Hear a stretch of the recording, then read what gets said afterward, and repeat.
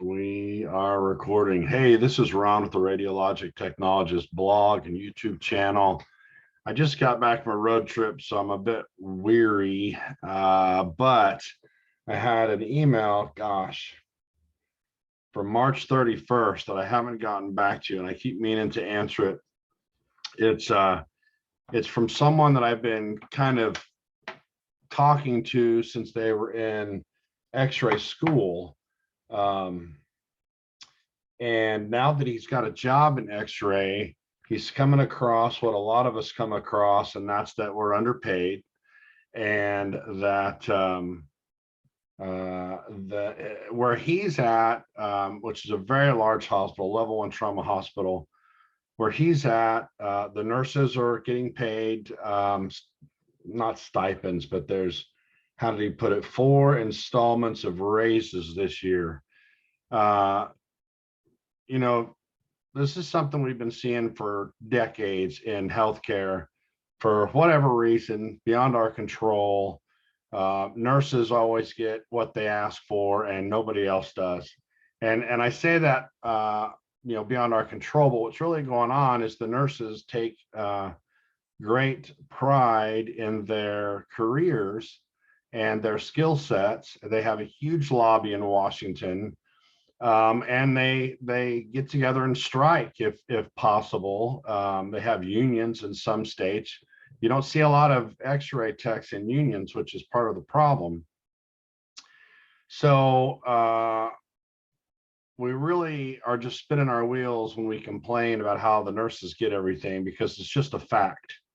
But what this buddy of mine here was talking about in his email was that he had kind of a rough draft that he had marked up to send to HR. And my thoughts on that are a couple of things. One, yeah, that's a great idea anonymously. I would never put my name on anything like that, because even the anonymous surveys are tracked.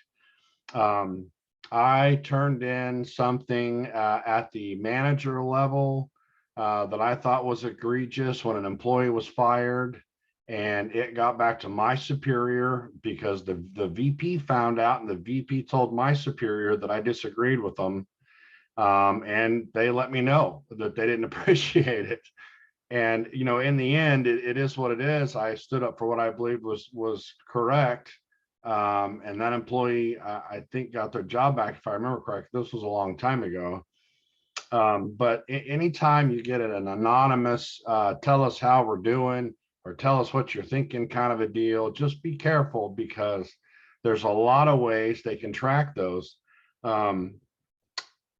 Your Survey Monkeys, for example, may be anonymous, and you may be filling it out, and it may not ask you for your name or anything like that. But watch for questions like, how long have you been with the company? What shift do you work? Things like that, because that can narrow down depending on the size of your department. And a lot of times these things track the date and time they were completed, so they can look up who was on shift at that time. How many of us are going to fill those out at home? But you could.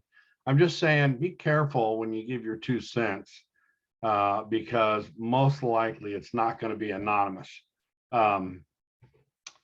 Second, I think absolutely we need to be heard. We just need to do it in the right way. I'm a big fan of voting with your feet, which means you leave if things aren't happening the way they should be. I'll point you to Theta Care versus Ascension just a couple months ago, where several members of an IR team at Theta Care, actually it just started with one tech, went down the street to the competitor because they had an open job posted. There was no poaching. Nobody called from the competitor over and said, hey, we'll pay you more if you come over here. There was an open job, and the tech went down and applied and got the call. And when they found out how much more it paid and how much better the benefits were, they said, I'm in. I'm going to go over there. And they came back and they told all the people on the IR team. Well, of course, lo and behold, I don't know, 4 IR techs and 4 nurses or something like that. It was like 9 out of the 11 member IR team decided to leave. And it even states in the news reports that the Theta Care employees went to the management of Theta Care and said, we got job offers. If you're willing to match, just match what we're getting, we'll stay. And they said no. So they all put in their notice. Well, Theta Care, without, really knowing what to do and not knowing how radiology works and not understanding that we hold the glue together for the entire hospital. Without radiology, you can't run a hospital. Thought they could bully him into staying, I guess. And then they got an attorney to file an injunction to stop these employees from starting their new job. And a judge who got that on a Thursday or a Friday or something like that, he didn't know what we do, because most of the general public doesn't know what we do. And he actually put that in place over the weekend and said he hopes that the two hospitals could work it out. Well, of course they can't work it out. They're competitors. So come Monday, it actually went to court, and the judge realized I can't stop people from leaving an employer they're not happy with and going to an employer they do want to work for. And he lifted the injunction. And so now Theta Care, is going to have to hire travelers or shut down their services, which is way more expensive than travelers. And travelers are hella expensive. I mean, you're talking almost triple digits in hourly pay for a traveler in IR. So, what makes more sense, to give your employees a little bit of a raise, or to pay $95 an hour for an IR tech because you're too stubborn to give a $5 an hour raise? So anyway, my point to my friend here is I feel like he's falling into this trap of loyalty that I've fallen into in my career. I worked at a hospital for, I don't know, 7, 8, 9 years. It was called Mesa General Hospital. It no longer exists. Back in Arizona, and it was everything that you would hope a job would be. The staff was great. The administration was great. Everybody got along. Of course, I was new and naive and probably didn't know what wasn't working because I didn't know any better. But I worked there. I did nights. I did my homework when I didn't have patients. I went through ultrasound school while I was working there as an x-ray tech at night. Anyway, there came a point where that hospital actually closed. Their bigger conglomerate big sister, whatever, came in and said, not profitable enough, close it down. And it closed, and it got opened back up by one of the cardiologists. And so I stayed, and same, I don't remember, same pay or more pay or whatever. But it was wonderful for a couple of years until that cardiologist perished in a plane crash. And he was the big money maker for that hospital. So it started to nosedive, no pun intended.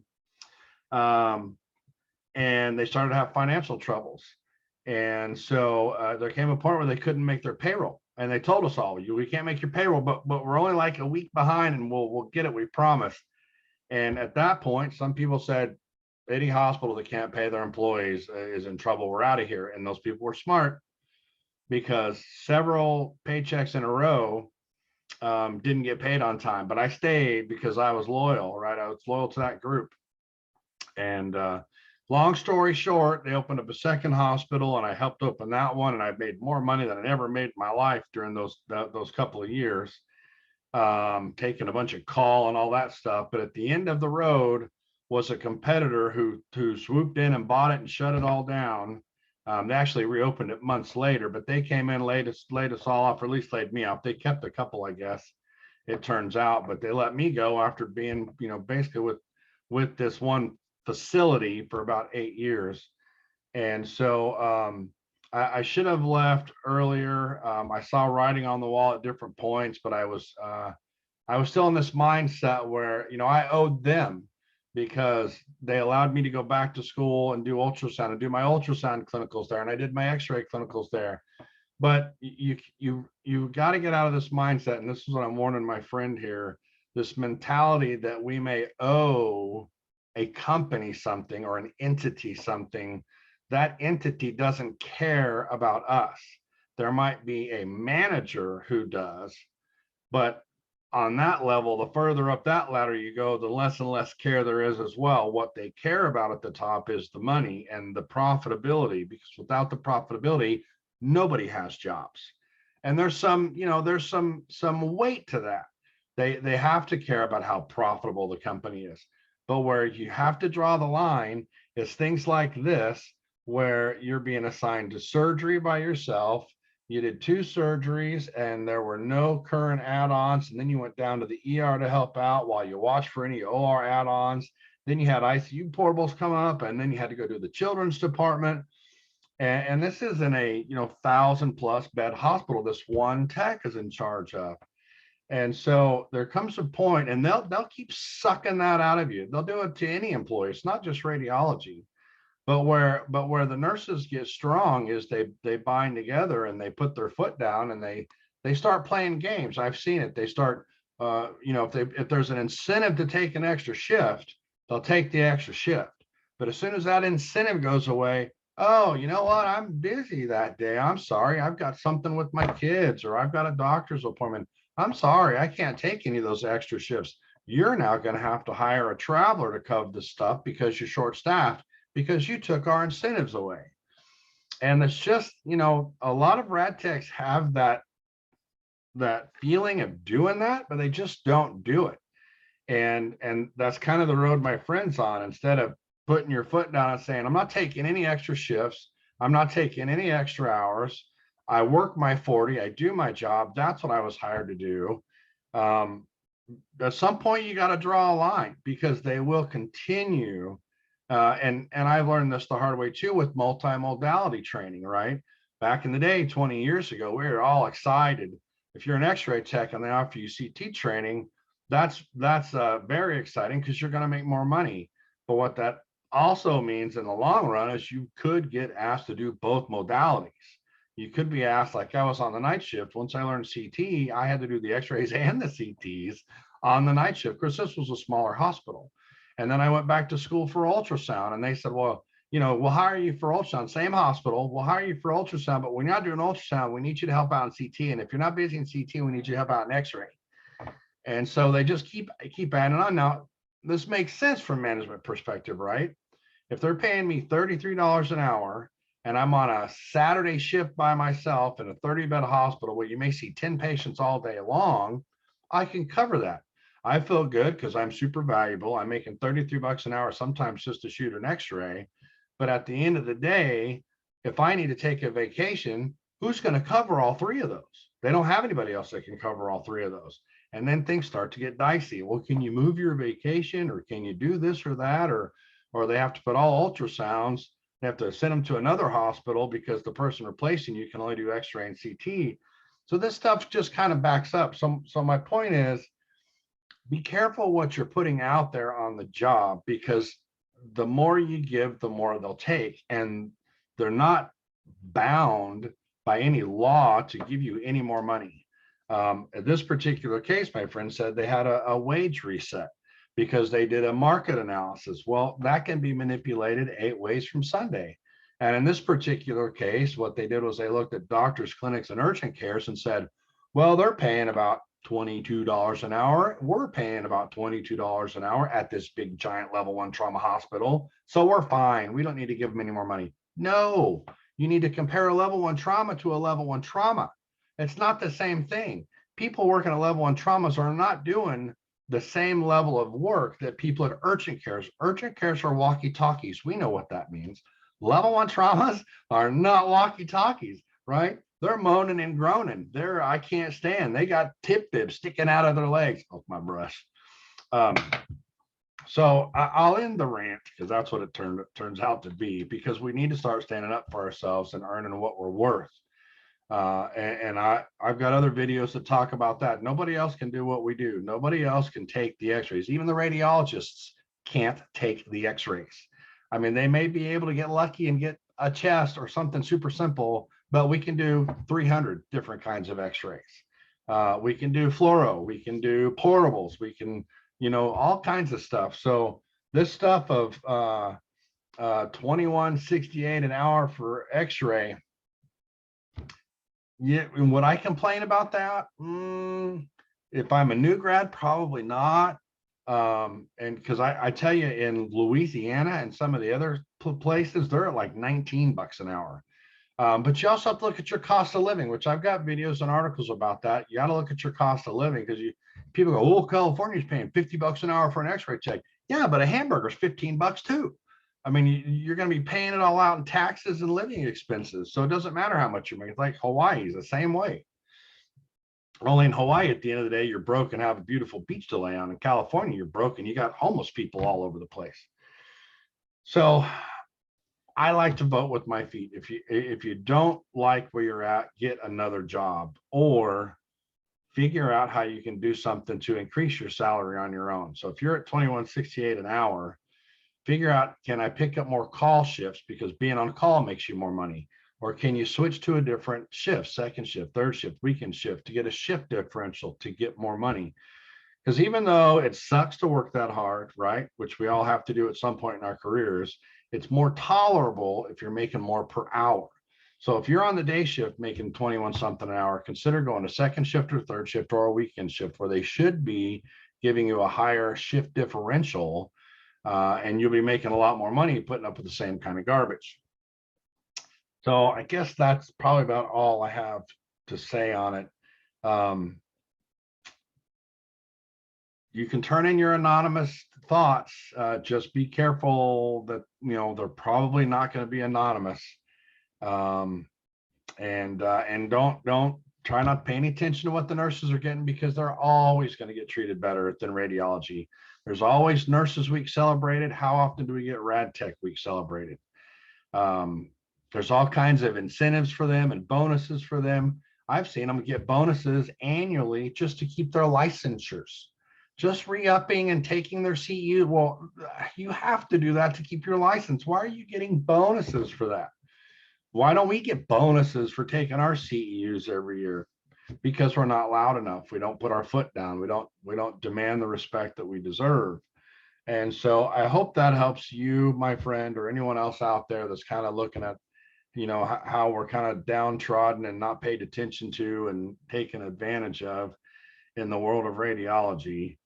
But there's things you can do about it. Don't ever feel helpless, and always, come to our Facebook group, the Radiologic Technologist group, and share your thoughts and ask for input. We've got over 4,000 radiology people on there from all the modalities. We got RPAs, RRAs, every modality.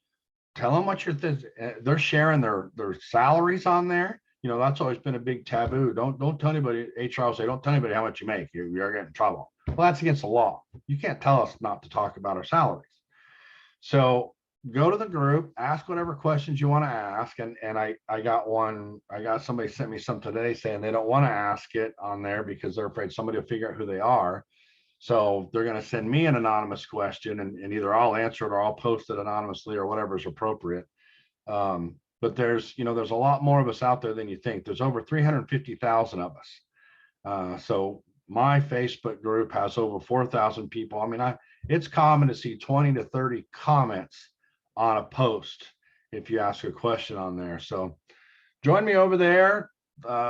Hit the thumbs up on this video if it helped you out. Join the channel if it means something to you, and send me more emails if you want to talk about it. I'm happy to keep chatting it out with you. If you want help writing something up for your HR, let me know. We can talk about that. I have a video that talks about different keywords you use. I'm concerned about patient safety is a big trigger that HR has to listen to. Dropping words like I feel bullied, I don't feel safe. Those are words that HR has to listen to, but that's no longer anonymous when you're doing that. And sometimes, just like kind of in the court of law, the first person to put the accusation out there is the one more protected. Then the other person has to go on the defense to prove they didn't do it. So if you do want to go bring up something to HR and lay it all out there, then you've got it on record that you brought a concern to light. And if something happens to you after that, it's retaliation, which is, if you get fired and it's retaliatory, you can sue for that. So there's a lot of things that us little x-ray techs don't know that we just put up with and deal with. And there's better ways. Hopefully most of you are working at decent places that treat you right. And there are some of those out there, but if anything, COVID has taught us, it's that things can get a lot better. Let's just put it that way. All right, I'm done. Let me turn this thing off. You guys have a great Easter weekend.